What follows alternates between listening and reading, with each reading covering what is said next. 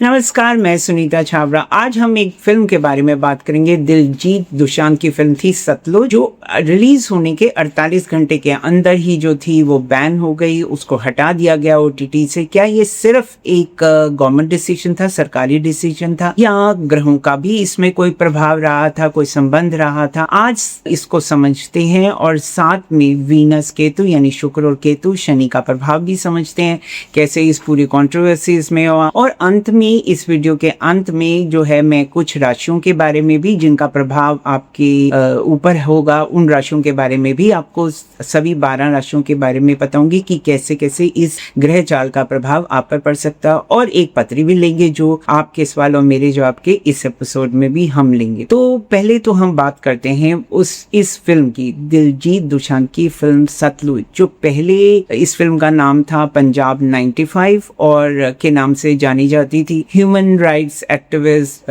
जसवंत सिंह खालरा की कहानी पर ये आधारित है, और जिन्होंने 1990 में जो 1990s में पंजाब इंसर्जेंसी के दौरान जो है फेक एनकाउंटर्स के ऊपर एक्सपोज किया था। और ये फिल्म 3 साल से ज्यादा जो है इसको बनने में लगा और अटकी रही। फिर पता नहीं कितने 130 से ज्यादा कट्स के ये हुए, लेकिन ये फिल्म जब ओटीटी पे रिलीज हुई तो बिना किसी कट के, बिना किसी सेंसरशिप बोर्ड के ये ओटीटी पे रिलीज हो गए। अब एक जो कमेटी है उसने इसकी जो भी नेशनल सॉवरेनिटी और जो भी कह के इसको हटा दिया गया ओटीटी से। सबसे पहले बात यह समझनी चाहिए कि किसी भी कार्य, किसी भी फिल्म हो, वैसे तो कोई भी फिल्म का और जीवन में हर चीज के लिए ये बहुत इंपॉर्टेंट होता है कि मुहूर्त समय क्या है, यानी किस समय में वो जो फिल्म है वो बननी शुरू हुई और फिर उस फिल्म को किस मुहूर्त में उस फिल्म को रिलीज किया गया। ये बहुत इंपॉर्टेंट होता है। अगर गलत मुहूर्त में आप अपना काम कोई भी शुरू करते हैं और उसके बाद उसकी जब भी उसका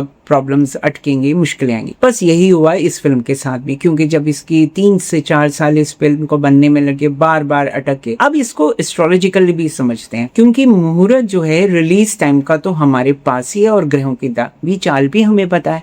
देखिए, मूवी रिलीज हुई 3 जुलाई को। अब 4 जुलाई को जो था, शुक्र जो था सिंह राशि में यानी लियो राशि में एंटर किया, और वहां पर पहले से ही जो केतु जो है वो वहां से गोचर कर रहा है। ये जो गोचर है, एग्जैक्ट कंजंक्शन जो है वो 11 जुलाई को। अब सीधे सीधे अगर देखा जाए, शुक्र जो होता है वो एंटरटेनमेंट से होता है, फिल्म इंडस्ट्री से होता है, सिनेमा से होता है, और लियो जो होती है वो भी एक राशि है जो एंटरटेनमेंट की है, मतलब जो हम कहते हैं ना, फन, एंटरटेनमेंट, सिनेमा, इससे भी जुड़ी होती है। शुक्र भी इसी का कारक है, यानी कारक जो है वो उस राशि में आया, और वहां पर केतु है। केतु हर चीज को कट करता है। मैंने बहुत सारी अपनी वीडियोस में बताया कि केतु जो है अपनी हर चीज को कट करता है। तो केतु तो कट्स के साथ आनी चाहिए थी मूवी, लेकिन ऐसा नहीं हुआ। इन्होंने फिल्म जो थी बिना कट के, बिना सेंसरशिप के इसको ओटीटी पे रिलीज कर दी। अब आप ये समझिए कि जब ये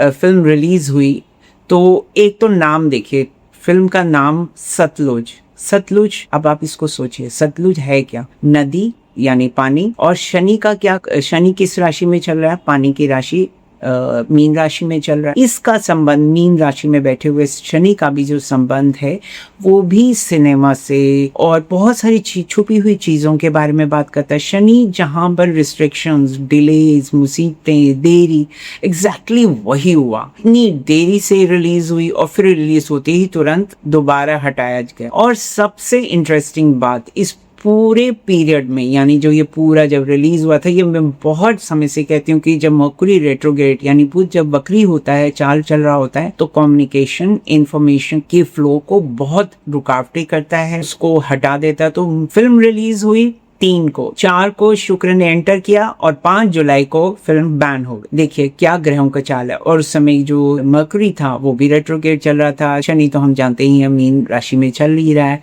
तो जब तक कट के यानी सेंसरशिप के साथ नहीं आती थी ये फिल्म, तो ये फिल्म जो है वो रिलीज OTT पे नहीं होनी चाहिए, परंतु अगर इन्होंने कर भी दिया है तो अभी भी अगर ये फिर से रिलीज करना चाहते हैं, क्योंकि शुक्र का अभी गोचर जो है अभी फिलहाल जो है वो अभी इसी में ही केतु के साथ है, फिर उसके बाद ग्रहण भी पड़ने वाला है। तो इस फिल्म को अगर रिलीज करना चाहती है जो भी इनके प्रोड्यूसर्स हैं, तो इनको फिर से OTT पे लाने के लिए पहले इसको कट्स में सेंसरशिप से ओके करा लेना चाहिए। इसके बाद अगर मैं अपनी और आपकी और हमारे बारे में बात करते हैं तो राशि वाइज इसका इम्पैक्ट भी दिखते हैं। मेष और सिंह राशि यानी एरीज और लियो राशि के लिए अगर हम बात करें तो आपकी क्रिएटिविटी, आप जिस भी फील्ड से क्रिएटिव प्रोजेक्ट में रुक हैं तो वहाँ रुकावटें आ सकती हैं। आप राइटर हो सकते हो, आप डिजाइनर हो सकते हो, आप कुछ इस तरह के क्रिएटिव फील्ड्स में हो सकते हो, ज्वेलरी से कंसर्निंग हो सकते हो, राइटिंग कर सकते हो, पेंटिंग कर सकते हो, बहुत सारे क्रिएटिव फील्ड्स हैं आजकल तो बहुत। तो इन सब में रुकावटें आ सकते हैं, तो धैर्य रखे, समय के साथ समय की चाल को समझिए और रास्ते जो हैं अपने आप जैसे ही ग्रह दशा बदलेगी तो बदलेंगे। अब हम बात करते हैं टॉरस और लिब्रा यानी वृषभ और तुला राशि के लिए। ये दोनों राशि के जो रूलिंग प्लैनेट है शुक्र है, और मैंने अभी आपको बताया कि शुक्र की प्रेजेंस बहुत इंपॉर्टेंट है और ये रिलेशनशिप, रिश्तों के बारे में और पैसों के बारे में बहुत इंपॉर्टेंट। तो हो सकता है कि आपको इन सब चीजों के लिए क्लैरिटी चाहिए। आप हो सकता है कि आपके बीच में इन्हीं पैसों से लेकर मुश्किलें आ रही हों, या रिश्तों में हस्बैंड वाइफ के बीच में कुछ न कुछ मिसअंडरस्टैंडिंग्स हो रही हो, या एक दूसरे से तनाव चल रहा हो। तो बहुत ध्यान रखिए, ग्रहों की चाल को समझिए और हो सके तो आराम से समझौता कर लीजिए, समझ लीजिए कि एनवायरनमेंट ही ऐसा है। अब बात करते हैं मिथुन और कन्या। ये दोनों राशि को मरकुरी यानी बुध रूल करता है, और बुध तो मैंने कहा ही है कि सीधा सीधा जो है वो वक्री भी है। तो इम्पोर्टेंट कॉन्वर्सेशन या ईमेल भेजनी हो, फोन करना हो, जो इम्पोर्टेंट चीजें हैं बहुत अहम है आपके लिए, उन्हें 23 जुलाई तक हो सके तो सावधानी से, ना कर सके तो मत कीजिए, अगर कर सकते हैं तो टाल दीजिए, और हो तो फिर बहुत ध्यान से किसी को ईमेल भेजना है, फोन करना है, सेंसिटिव मैटर है तो बहुत ध्यान से। अब बात करते हैं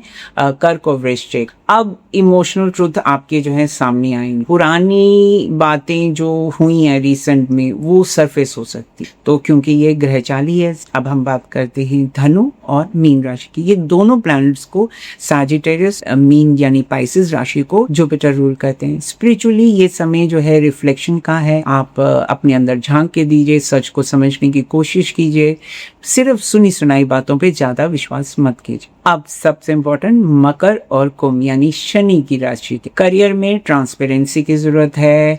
जो भी इससे करियर से जुड़े, काम से जुड़े आपकी चीजें हैं वो सामने आएंगी, पर बहुत ध्यान धैर्य रखिएगा। ये सब काम जो है रुकावट है, क्योंकि शनि भी वक्री है, बुध भी वक्री है, तो बिजनेस भी स्लो हो सकता है, बिजनेस में काम में अड़चनें आ सकती हैं, तो पेशेंस रखिए। अब मैं सबसे इम्पोर्टेंट बात कहती हूँ कि आज की हमारे ये जो मेंबर हैं हमारे चैनल के, इन्होंने सब्सक्रिप्शन ले रखा है, उनकी पत्री देख लेते हैं। इनका नाम है शैलेश शर्मा। इनका जन्म है 12 मई 1994 है। इन्होंने कहा कि 1.5 साल बहुत मुश्किल से है।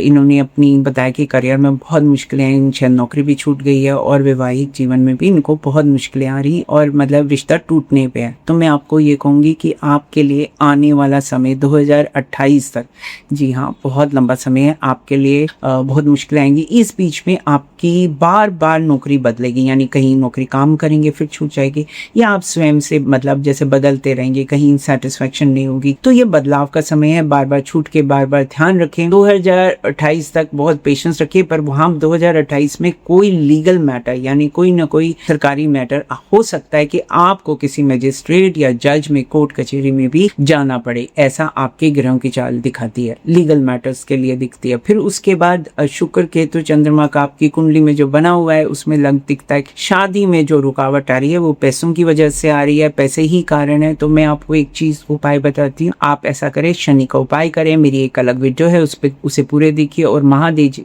की जो है यानी महादेव शिव जी की जो पूजा है इस पूरे सावन के महीने में बहुत मन लगा के कीजिए, तो महादेव की कृपा होगी आप पर। अब अगर आप भी चाहते हैं कि मैं आपकी भी पत्री अपने शो में इंक्लूड करूं, तो आप कमेंट सेक्शन में अपनी बर्थ डिटेल्स और प्रश्न के साथ भेज सकते हैं। और अगर आपको मेरी वीडियो पसंद आई हो तो मेरे चैनल को सब्सक्राइब करें।